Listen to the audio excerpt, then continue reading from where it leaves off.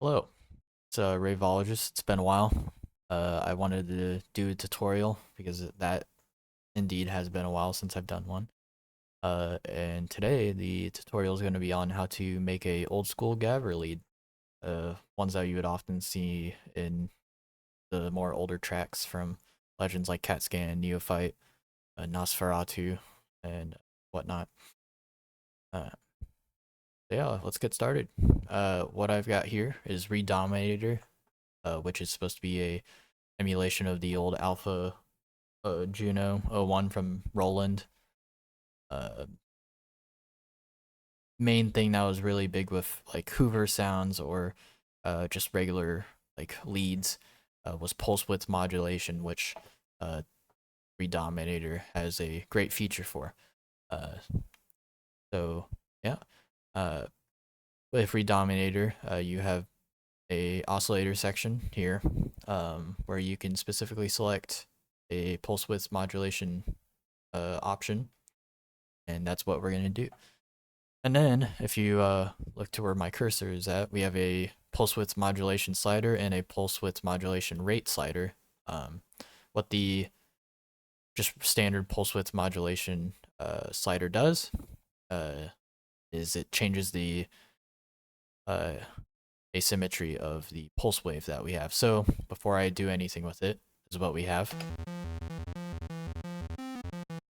Just your classic pulse wave. Right now we have it with a saw wave. This is just regular pulse, I should say.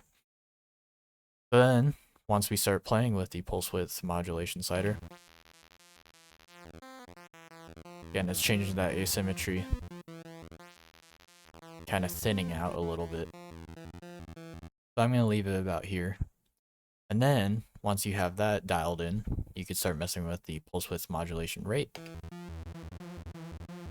which gives you this like kind of detuned feel. It's a bit too detuned.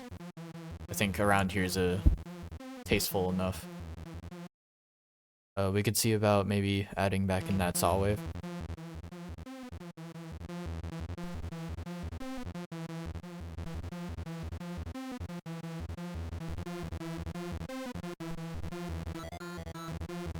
I think I'm going to select the saw wave to also be pulse width modulation. And then we have a sub frequency option, or a sub oscillator option, which we haven't dialed in necessarily.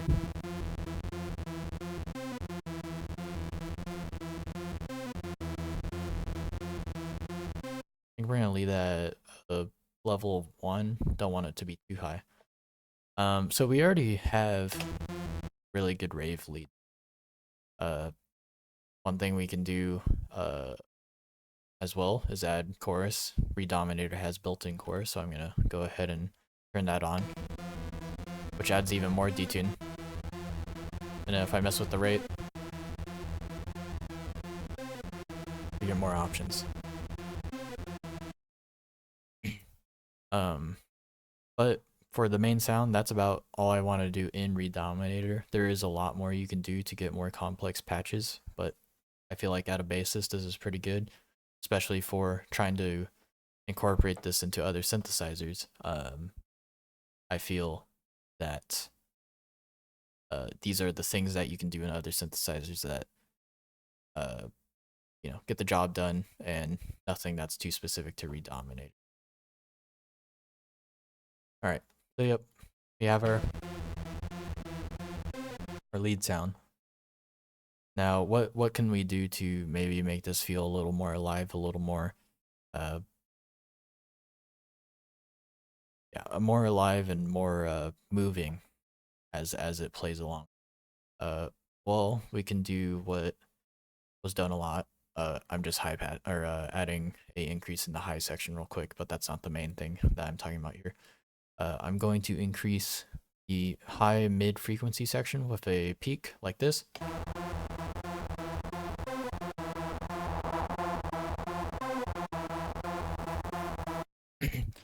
I have a bit of gain staging going on, so I'm allowed to do this without like clipping or anything. Of course, this is more creative equalizing versus mixing it into a mix, right? So just keep that in mind that you would likely have to be able to blend this into a mix later. Anyways, yep, we have a increase in the high mid frequency section. Then what was commonly done is you would modulate, move the frequency position as it plays. So I'm gonna go ahead and play it and start moving that around.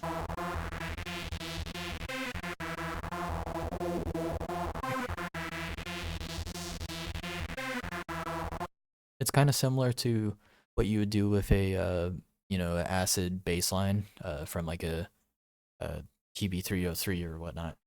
You're moving the cutoff and the resonance a good amount to make it more interesting and whatnot. So I'm gonna go ahead and automate this in Bitwig and Ableton. They have similar ideas for automation clips, or not clips, but how you would go about editing automation versus FL Studio, where it is a physical clip that you're drawing in your edits. So I'm gonna just start drawing in something here. The movement. How that sounds.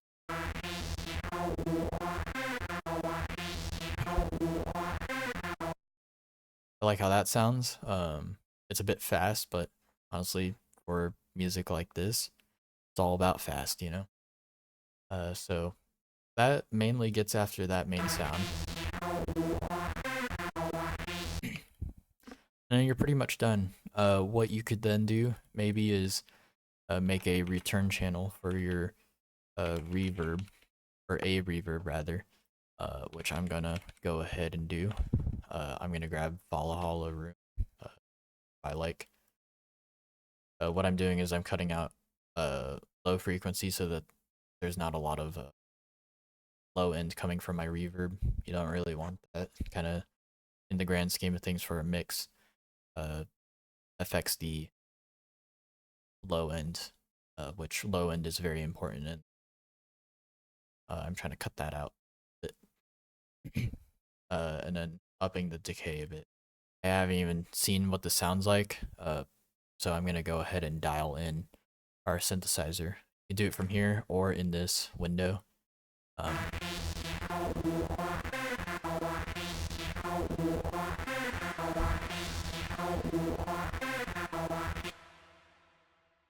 I think that's dialed in enough.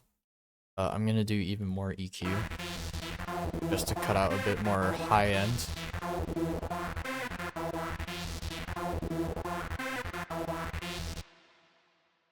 Alright, neat.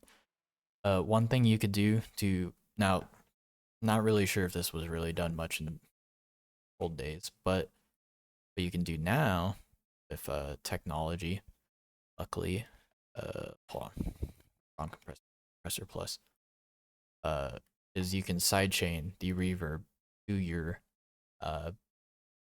lead, right?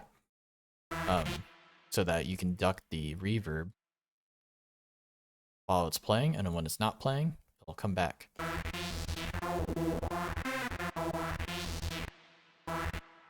So it's ducking a good amount of it. It's still there because you kind of want that width so that there is some presence. You don't want too much. Get an effect like that, which is pretty nice. What else could we do? We could go back to our main lead, maybe add some saturation, whatnot. So I'll pull up Isotope Trash 2, do some multiband. I'll select the multiband option. Just hit the high end, maybe with some distortion. You don't want to do too much. Do the mid section too. So before and then after.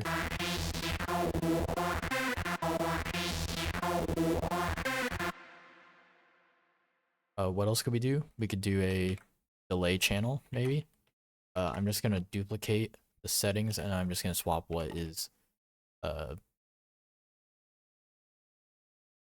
rather than reverb, I'm just gonna switch it to a delay. So let's do like a 1/8 delay or something like that. And then we just have to dial it back in.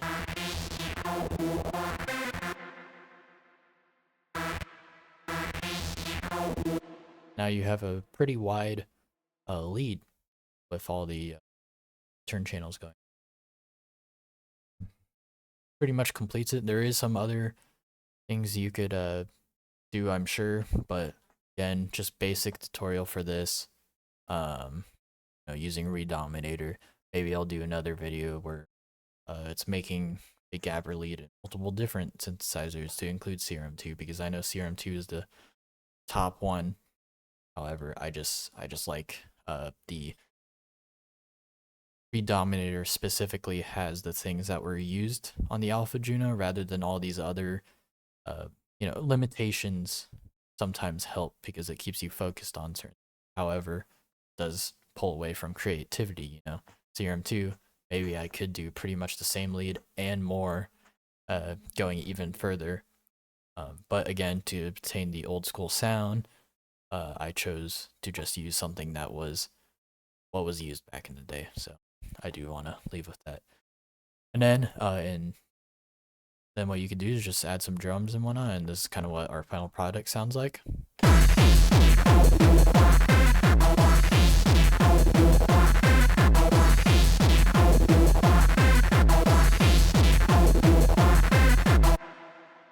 Of course, you could sidechain the lead and whatnot. And then obviously there would be a lot more going on, it would be mixed in, maybe the reverb salad, but again, I feel like this gets after the point of the video. So I hope this helps, or helped.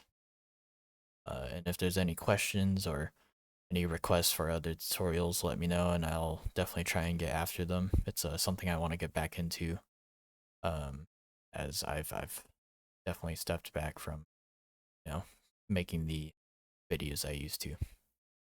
But without further ado, if you enjoyed this video and it helped, consider leaving a like or subscribing and whatnot. But otherwise, see ya.